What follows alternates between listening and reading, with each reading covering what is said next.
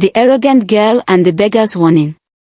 In the heart of Timber Village, where the sun painted golden hues over the vast fields, lived a young woman named Nia. She was strikingly beautiful, with deep brown skin that glowed in the sun and eyes as sharp as her tongue. But while her looks were admired, her pride and arrogance made her infamous. Nia believed she was better than everyone else. She walked through the village with her chin high, looking down on the people who worked hard to make an honest living. She ridiculed the market women, scoffing at their worn-out clothes. She insulted the elderly for moving too slowly and humiliated young girls for their lack of beauty. It was said that no one could escape her sharp tongue. Her words cut deeper than a blade, and her cruel laughter echoed through the village like a warning. Parents cautioned their children not to upset Nia, and shopkeepers served her quickly, fearing her insults would drive customers away. A scorching afternoon at the market. One afternoon, under the blazing sun, Nia strolled into the village market. The air was thick with the scent of spices, ripe mangoes, and fresh fish. The voices of traders rose in a symphony of bargaining and laughter. Dressed in a bright yellow gown, Nia strutted through the crowded stalls, her posture dripping with self-importance. She ignored the greetings of traders and swatted away the hands of children who reached out to touch her dress. She stopped at a vegetable stand, pointing at the tomatoes. "These are too soft. Do you expect me to buy such low-quality goods?" she snapped at the vendor, an elderly woman named Amina. Amina bowed her head, accustomed to Nia's insults. "These are the best tomatoes from my farm, child," she said humbly. Nia scoffed. "Then your farm must be cursed, old woman." She tossed the tomato back into the pile and turned away, her nose wrinkled in disgust. As she moved through the market, her purse slipped from her hand, and a wad of money tumbled onto the dusty ground. Unaware, she kept walking. Near the corner of the market, where the poorest sat, an old beggar woman, known as Mama Sefiu, sat on the ground, her back against a wooden pole. She was frail, her hands rough from years of hardship, her clothes tattered. She felt something beneath her fingers, crisp banknotes. Lifting the money carefully, she called out, her voice hoarse from years of struggle. "My child, you dropped your money." She struggled to her feet, using a wooden cane for support, and took slow, shaky steps toward Nia. But before Mama Sefiu could reach her, Nia turned around, her face twisting in disgust. A public humiliation. "You dirty old beggar," Nia spat, taking a step back as if the woman carried disease. The market grew silent. Mama Sefiu held out the money. "I only wish to return what is yours, dear." Nia laughed coldly, her voice dripping with cruelty. "Do I look like someone who would accept anything from your filthy hands?" The beggar flinched, her blind eyes filled with sorrow. The crowd of market women gasped, exchanging worried glances. "But child, shut your mouth," Nia snapped, slapping the money from the old woman's hands. "I don't need your pity, and I certainly don't need your help. Take that money and buy yourself some soap." Mama Sefiu stood frozen, her thin frame trembling. Tears welled in her unseeing eyes, and her voice shook as she spoke. "Your heart is poisoned with pride, Nia. But hear my words, pride will bring you sorrow, and your actions will echo through the night." Her voice carried an ancient weight, a warning as old as time itself.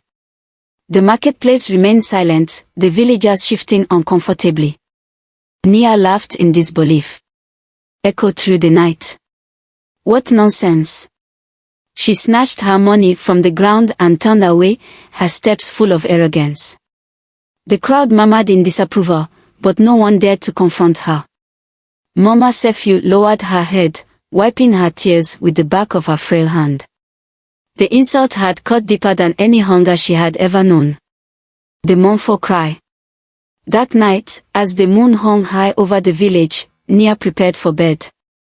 She combed her thick, dark hair, humming to herself in front of the mirror. The silence of the night was comforting, and she smirked at her reflection, remembering the way the market women had stared in shock at her boldness. But then, a sound.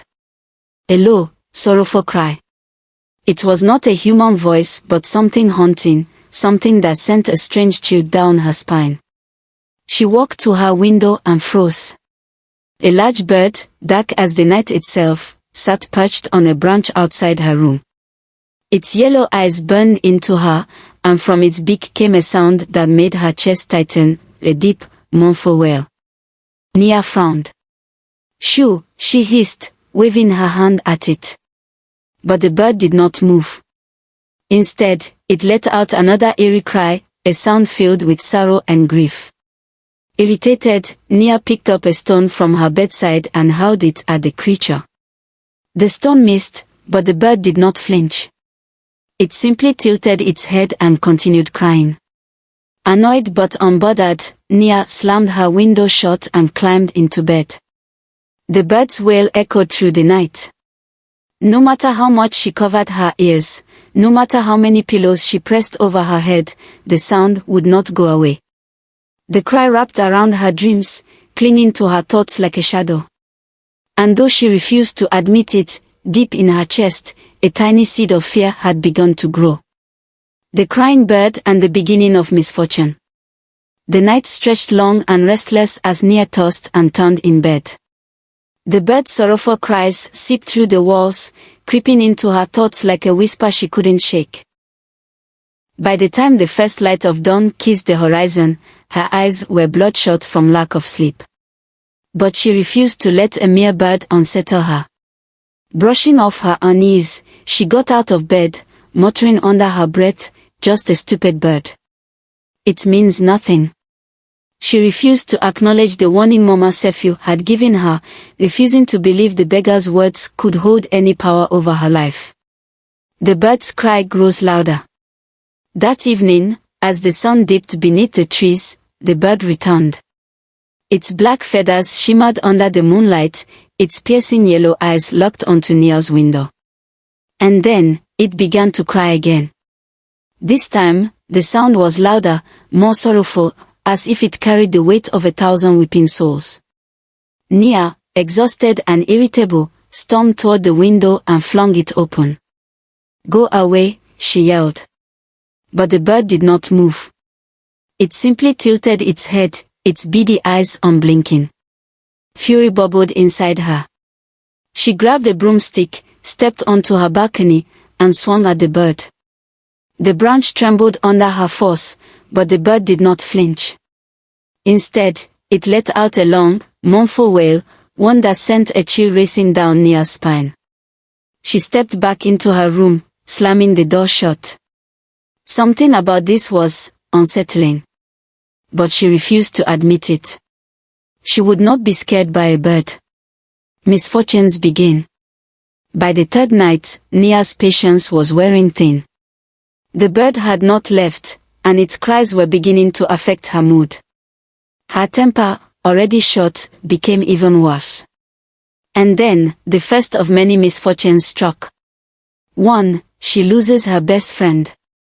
The morning after another sleepless night, Nia's best friend, Ao, arrived at her home. Ao had always been the only person who tolerated Nia's sharp tongue. But even she had her limits. "You look awful," Ao remarked, frowning as she studied her friend. "Did you even sleep?" Nia scowled, rubbing her temples. "It's that cursed bird. It won't shut up." Ao hesitated. "Maybe it's a sign, Nia. Maybe you should." Nia cut her off with a scoff. "Don't start sounding like those foolish villagers. It's just a bird. Nothing more." Ao sighed, patience running thin. "I'm just saying, maybe you should be more mindful of how you treat people. I heard what you did to Mama Sefiu. That was cruel." Nia's eyes darkened. "Oh, so now you're taking the side of a dirty old beggar." Ao stiffened. "That's exactly what I mean. You're so full of pride that you don't even see when you're wrong." Nia folded her arms. "If you don't like it, you can leave. Eo stared at her for a long moment, head flashing in her eyes. Maybe I should, she said finally. I can't keep making excuses for you. Without another word, Eo walked away, and this time, she didn't look back. For the first time in years, Nia had lost her closest friend.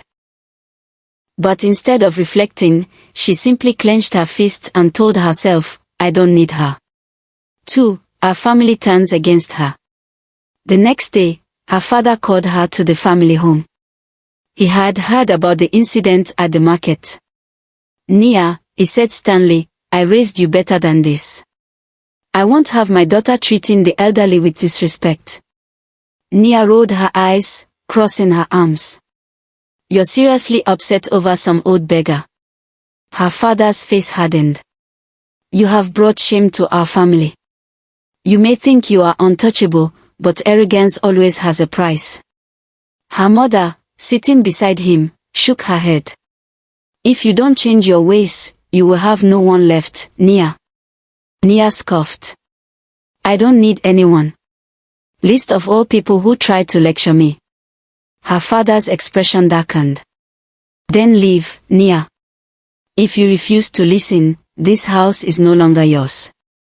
For the first time, a flicker of shock crossed her face. You're throwing me out. Her father sighed. I am giving you a choice. Humble yourself or walk away.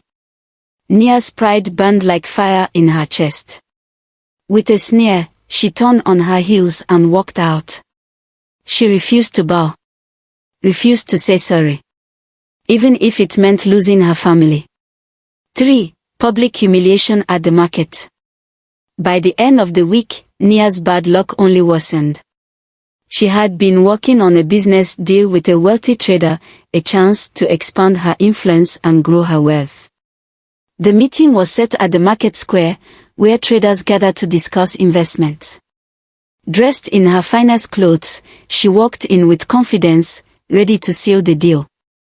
But as soon as she sat down, a strong wind swept through the market, lifting her headscarf and revealing her unkempt, exhausted appearance. The trader frowned. You look unwell. Nia forced a smile, but at that moment, a loud, mournful cry pierced the air. The bird. It had followed her to the market.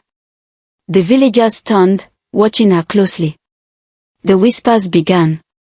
That bird has been crying outside her house every night. Maybe Mama Sefiu's curse is real. They say bad luck follows those who insult the wise. The trader, noticing the tension, suddenly looked uncomfortable. I've changed my mind, he said, standing abruptly. I can't do business with someone surrounded by bad omens. Nia's eyes widened in horror. Wait. It's just a stupid bird. But he was already walking away, and the crowd murmured louder, their suspicions growing. Humiliated, Nia stood frozen as laughter and whispers filled the air.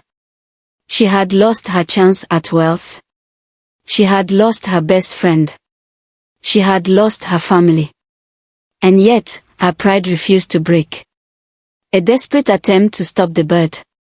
That night, as the bird returned to cry outside her window, Nia snapped. She grabbed a bucket of water, stormed onto her balcony, and threw it at the creature. But the bird didn't move. It simply spread its wings, its cry even louder than before. Nia screamed in frustration, slamming her window shut. But the sound pierced through the walls. It was inside her mind now, a relentless reminder of her downfall. And deep down, though she refused to admit it, fear had begun to creep into her heart. Loss and desperation. The sun had barely risen, but Nia sat awake, her body heavy with exhaustion. The bird had not stopped crying, and each night the sound seemed to dig deeper into her soul, like a wound that refused to heal. She had tried covering her ears, stuffing pillows around her head, even moving to different rooms, but nothing worked. The bird was always there. Its cries were no longer just sounds, they were whispers of misfortune, following her wherever she went. And soon, her life began to crumble in ways she never imagined. 1. The night her home burned. One evening, as Nia lit a lantern in her house, her mind was clouded with frustration. The bird perched outside her window, crying louder than ever. Enraged, she grabbed the lamp, stormed outside, and hurled it toward the tree where the bird sat. The lamp crashed onto the dry ground, flames licking up the brittle grass. Within seconds, the fire spread. The villagers shouted, rushing to help, but the flames moved too fast. By the time the fire was put out, Nia's home was gone, reduced to charred wood and ash. She stood in disbelief, her hands trembling as she stared at the smoking ruins of what was once hers. "You have no one to blame but yourself," one villager muttered. The others nodded. Some felt pity. Most did not. Nia had insulted them for years, and now, when she needed help, no one offered her a place to stay. So, that night, she sat outside, alone, cold, and homeless. And the bird. It was still there, crying as if it were mourning her downfall. 2. Her lover walks away. With nowhere else to go, Nia turned to the only person she thought would take her in, her lover, Malik. She arrived at his house, her clothes still stained with ash, her hands trembling from exhaustion. He opened the door, his face softening for only a moment before his expression hardened. "Nia, what happened to you?" "My house, it burned," she muttered. "Let me stay with you." Malik sighed. "Nia, I can't do this anymore." Her stomach dropped. "What are you saying?" "I've put up with your arrogance, your cruelty, and your refusal to listen to anyone. But I can't anymore. I need peace, and you bring nothing but chaos." Her chest tightened. "So you're just going to leave me when I have nothing?" Malik shook his head, sadness in his eyes. "You had everything, Nia. You lost it because you refused to change." She wanted to argue, wanted to curse him, but for the first time, her voice failed her. Instead, she simply watched as he shut the door in her face. She was truly alone now. And that night, as she lay beneath an old tree outside the village, the bird cried louder than ever before.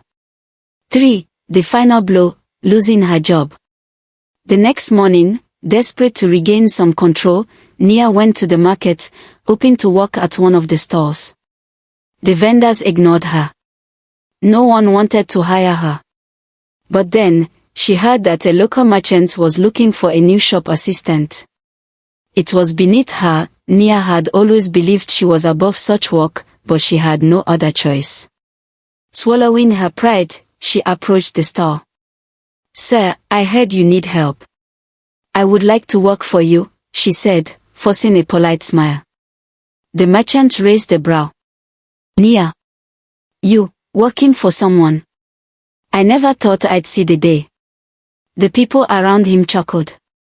Nia gritted her teeth but kept her voice steady. "Yes, I am willing to work." The merchant sighed. "Fine. But if you speak to my customers the way you speak to the people in this village, I'll fire you immediately." She nodded quickly, biting back her pride. For the first time in her life, Nia humbled herself. For the first few days, she worked quietly, keeping her head low. But then, the bird came. Perched just above the store, it wailed into the air, its mournful cry sending shivers through the marketplace. The customers whispered, "It's that bird again. It follows her everywhere. Bad luck clings to her like a shadow." The merchant noticed. "Nia, that bird has been outside my shop for days now," he said. "Ever since you started working here." She stiffened. "It's just a bird. Ignore it." But the whispers grew louder. That afternoon, an important trader came to buy goods, but as soon as the bird cried, he turned to the merchant and shook his head. "I don't do business with cursed people." The merchant's face fell. He turned to Nia, his expression tired and frustrated. You have brought nothing but bad luck to my shop. I don't need this. You're fired. Nia's heart sank. She had lost everything. Her home. Her lover. Her job. And still, the bird cried. For a desperate escape. With nowhere else to go, Nia made a decision. She would leave Timber Village. If the villagers refused to give her a second chance, she would start over somewhere new. She gathered what little she had left and set off for a distant town called Donga, where no one knew her past. For a moment, she felt hope. Maybe here, she could escape the whispers, the judgment, the bird. But the first night in her new town, as she lay in a small rented hut, she heard it. The same low, mournful cry. Her blood ran cold. She rushed outside, her heart pounding, and there it was, the bird perched on the roof of her new home. No, she whispered, her voice shaking. No, no, no, this is impossible. But the bird simply tilted its head, its yellow eyes gleaming, and let out another haunting cry. She sank to the ground, realization hitting her like a storm. She couldn't escape it. No matter where she went, it would follow. And for the first time, true fear crept into her heart. 5. The search for help. The next morning, Nia knew she had to do something. This wasn't just bad luck anymore, this was something beyond her control. With no other options, she sought out a village elder, an old woman named Mama Jolly, known for her wisdom. When she arrived at the elder's small hut, the woman studied her carefully. You look troubled, child, Mama Jolly said, her voice slow and knowing. Nia's eyes filled with desperation. Please, help me. I've lost everything. This bird, it won't leave me alone. Mama Jolly's eyes darkened, and she leaned forward. You do not carry bad luck, child, she said. You carry a curse. Nia's breath hitched. A curse, she whispered. Mama Jolly nodded. A curse born from your own actions. The search for redemption. Nia sat before Mama Jolly, the village elder, her hands trembling. The weight of the old woman's words pressed down on her chest like a stone. A curse born from your own actions. She had spent weeks running, fighting, denying, but now, for the first time, she listened. What do I do? She whispered, her voice breaking. Mama Jolly sighed, her wise old eyes studying Nia's face. Only the one you wronged can remove your suffering, she said. Go back. Find Mama Sefu. Beg for her forgiveness. Nia's stomach twisted. She had spent so long blaming others, but now, she knew the truth. This was her fault. She had brought this upon herself. For the first time in her life, Nia was ready to make things right. She bowed her head before Mama Jolly. Thank you, she whispered. And then, without another word, she set off on the long road back to Timber Village. The journey back home. The road was dusty and long, stretching over hills and winding through forest. With no horse, no cart, and barely any food, Nia walked for days, exhaustion clinging to her bones. But she did not stop. With every step, the bird followed, crying at night, its mournful song a reminder of what she had done. By the time she reached Timber Village, her feet were swollen, her clothes tattered, and her once proud face hollow with regret. But she did not care. She was finally ready to face the woman she had wronged. The news that broke her. As she entered the village, the whispers began. She came back. Look at her now. It's too late for her. But Nia ignored them, heading straight for the market. There, she searched desperately, her eyes darting through the crowd. Mama Sefu, she called, her voice cracking. No one answered. She moved from stall to stall, searching every corner, but the old beggar woman was nowhere to be found. Finally, she approached a group of market women, their faces grim as they watched her. Please, she begged, her voice shaking. "Where is Mama Sefu?" The women exchanged knowing glances. Then, one of them, an older woman with sharp eyes, stepped forward. "You mean the woman you humiliated and cursed?" she said, her voice dripping with anger. Nia's heart pounded. "Yes," she whispered. "I need to see her. Please. I need to beg for her forgiveness." The woman shook her head. "You are too late," she said coldly. Nia stared in horror. What do you mean?" Another woman, younger, spoke softly. "She passed away, child. Days after you shamed her. She never recovered from the heartbreak." The words hit Nia like a hammer to the chest. Her knees buckled, and she collapsed to the ground. Her hands dug into the dirt as a wail tore from her throat, a sound of pure agony. "No," she sobbed, shaking her head violently. No, this can't be true." She had waited too long. She had been given so many chances. And she wasted them all. And now, the only person who could forgive her was gone. The scorn of the village. The villagers stood around her, watching in silence. Some were angry, some were pitying, but none were surprised. "You deserve this pain," one of the older men muttered. Another woman shook her head. "All your life, you were warned. But you never listened." A third spat on the ground beside her. "And now you cry? When it's too late." Nia did not fight back. For the first time, she took every insult without pride, without arrogance, without anger. She had no right to defend herself.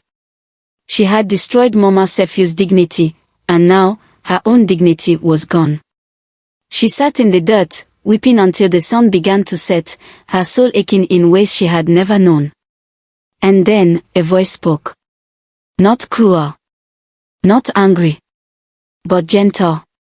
"You cannot undo the past," the voice said. Nia lifted her head, her tear-streaked face turning toward the speaker. An elderly woman, dressed in a simple brown wrap, stood before her. Her eyes were kind, but filled with wisdom. "But," the woman continued, "there may still be a way to make amends." Nia's breath hitched. "How?" she whispered. "I'll do anything." The woman sighed. "Mama Sefu's spirit is still restless," she said. "You must go to her grave and beg for her forgiveness." A harsh silence fell over the market. The villagers looked at one another, some skeptical, some curious. "The dead cannot speak," one man muttered. But the wise woman shook her head. "Her soul lingers," she said firmly. "Until the one who wronged her makes peace, she will not rest." Nia's fingers curled into the dirt. She had one final chance. One last hope. She would not waste it. "I'll do it," she whispered. "Tell me where she was buried." The woman nodded. "It is a long journey," she said. Her family took her back to her ancestral village in the hills of Bata. A place far beyond the rivers and forest. Nia nodded. She did not care how far it was. She would walk for days if she had to. She would not stop until she stood before Mama Sefu's grave. And when she found it, she would do what she should have done long ago. She would beg for forgiveness. And pray that it was not too late, the test of the spirit. A journey of suffering. Nia's feet bled, her body ached, and hunger clawed at her stomach as she traveled alone, making her way to the ancestral village of Bata. The road was long, stretching across endless hills, deep rivers, and dense forests. The heat of the day burned her skin, while the cold of the night bit into her bones.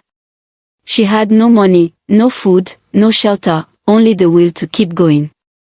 She had once walked with pride, her head held high. Now, she walked with humility, her shoulders bent under the weight of regret. At night, as she rested beneath trees and open skies, the crying bird followed her. It perched above her, its mournful wails echoing in the darkness. But this time, she did not throw stones. She did not scream at it to leave. Instead, she listened to the sorrow in its voice, to the pain it carried.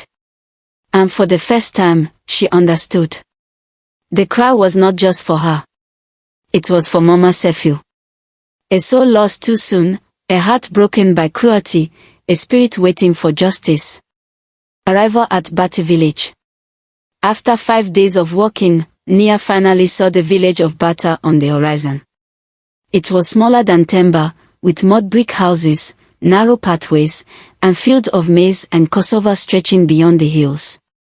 As she entered, the villagers stopped and stared. Word had already reached them. They knew who she was. And they were not pleased. A group of women gathered, their faces filled with anger. A man, Mama Sephew's eldest son, Jebori, stepped forward, his hands clenched into fists. "You," he said, his voice laced with fury. Nia bowed her head, unable to meet his gaze. "I have come to beg for forgiveness," she said softly. Jebori laughed bitterly. "Forgiveness," he spat. "You humiliated my mother. You broke her heart. And now, when she is gone, you ask for forgiveness." Nia fell to her knees, tears spilling onto the dusty ground. "I know I don't deserve it," she whispered. "But please, let me at least see her grave." The villagers muttered among themselves, their eyes cold. Jebori stared at her for a long moment.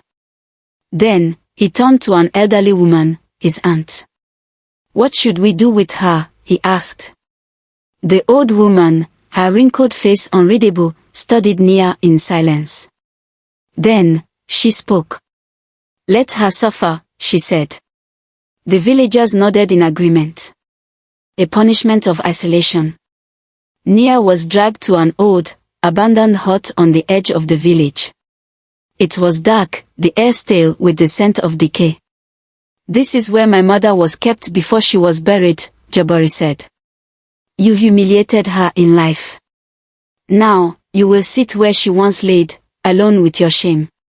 The wooden door slammed shut, locking Nia inside. The room was cold, the walls rough and damp. There was no light, only shadows. And in the darkness, she felt it, the weight of guilt pressing down on her chest. For days, she sat in silence. No food. No water. Only the endless sound of the crying bird outside. She cried until her voice was hoarse, her body trembling with hunger and exhaustion. "Please, Mama Sephew," she whispered, her hands clutching her chest. "I was cruel. I was blind. I should have listened. I should have seen your kindness." Tears soaked the dirt floor. "Please, forgive me." Her voice broke into sobs, her soul cracking open. She had lost everything. She had nothing left but regret. And still, the bird cried. The spirit's test.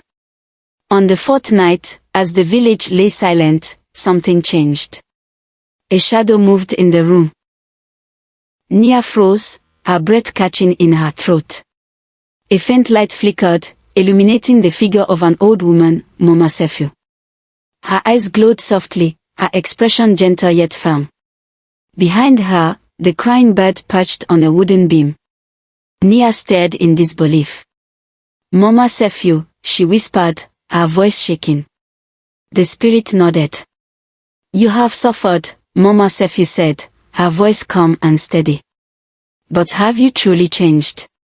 Nia sank to the floor, her heart pounding. "I have," she whispered. "I swear it. I see now, I was cruel, I was selfish. I caused you pain, and I cannot undo what I have done." Mama Sephew's spirit watched her. "Regret is not enough, child," she said. Nia's chest tightened. "What more can I do?" The bird fluttered its wings, and Mama Sephew took a step forward. "You must prove it," she said. Nia nodded desperately. "Anything. The spirit's eyes pierced into her soul. Then listen well, she said. You will walk the path of kindness and humility for 1 year, Mama Sephew said. You will serve those you once mocked. You will give to those you once scorned. You will live without arrogance, without cruelty, without pride. She raised a hand, and a sudden gust of wind swept through the room, carrying the scent of earth and rain. If you do this, Mama Sephew said, then, and only then, will your suffering end. The bird let out a final, sorrowful cry. Nia bowed her head, tears streaming down her face. I will do it, she whispered. I will change. I swear it on my life. Mama Sephew's spirit smiled. Then go, she said. And prove it. With that, the spirit faded into the wind, and the crying bird vanished into the night. Nia sat in the darkness, her heart pounding. She had been given a final chance. And this time, she would not waste it. The path to redemption. Nia stepped out of the dark hut, her body weak but her heart filled with purpose. She had spent her life building walls of arrogance, but now, she would spend the rest of her days breaking them down. The crying bird was gone, but its lesson remained. Mama Sephew had given her one final chance, and this time, she would not fail. A life of service. Nia returned to Temba village, but she was no longer the woman who had once mocked the poor and humiliated the weak. Her once proud posture was now humble, her sharp tongue softened by remorse. At first, the villagers watched her with suspicion. She will never change. This is just another act. Her heart is too dark to be saved. But Nia did not defend herself. She did not argue. Instead, she worked. She washed the clothes of the elderly, those whose frail hands had struggled for years. She fetched water for the women who once whispered behind her back. She gave away her last coins to the beggars she once ignored. She helped rebuild homes for the poor, her fingers covered in mud and sweat. She woke at sunrise and labored until sunset, never once asking for anything in return. And when people spoke harshly to her, she only bowed her head and listened. The village begins to believe. Days turn to weeks. Weeks turned to months. And slowly, the village began to see. This was not a trick. This was not fake humility. This was real change. The same woman who once mocked the sick now cared for them. The same woman who once insulted the poor now ate beside them. The same woman who once laughed at the weak now protected them. And little by little, the villagers' hearts softened. One by one, they began to accept her apologies. Some forgave her immediately. Others took time. But Nia never rushed them. She understood now, forgiveness was a gift, not something she could demand. And for the first time in her life, she was truly at peace. A year later, the final test. The seasons changed. The rains came and went. And when the year was complete, Nia knew it was time. She gathered simple offerings, fresh fruit, a clay pot of water, and wildflowers, and made the journey back to Bate village. When she arrived at Mama Sephew's grave, she knelt on the earth, placing her offerings beside the stone. Tears filled her eyes as she spoke. Mama Sephew, I have spent this year trying to undo the pain I caused you. I know I can never bring you back, but I hope, wherever your spirit rests, you see that I have changed. She wiped her tears, taking a deep breath. Thank you for your wisdom. Thank you for your forgiveness.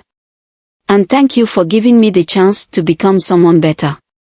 She bowed her head, whispering a final prayer. The wind shifted, rustling through the trees. And then, a sound filled the air.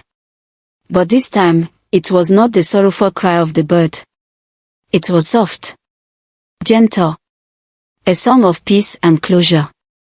Nia looked up, her breath catching in her throat. The bird sat perched on the gravestone, its dark feathers glistening in the fading sunlight. For the first time, it did not cry in sorrow. It sang. A melody so soft and warm that it felt like the final whisper of forgiveness. Tears slipped down Nia's cheeks as she smiled, her heart lighter than it had ever been. As the last note faded, the bird spread its wings and flew away into the sky. Never to return. Freedom from the past. By morning, Nia awoke to silence. No bird. No cries. No weight of the past pressing on her soul. She was free. Not because she had forgotten her mistakes. Not because she had erased them. But because she had faced them, learned from them, and changed. She returned to Temba village, but she did not stop her walk. She did not return to her old ways. Instead, she dedicated the rest of her life to kindness. She became a protector of the weak, a voice for the forgotten, a servant of those in need. And though the villagers never forgot her past, they also never forgot her redemption. For Nia was no longer the proud, cruel girl who had once ruled the village with arrogance. She was now a woman of humility, grace, and kindness. And in the end, that was the greatest legacy she could leave behind. The end.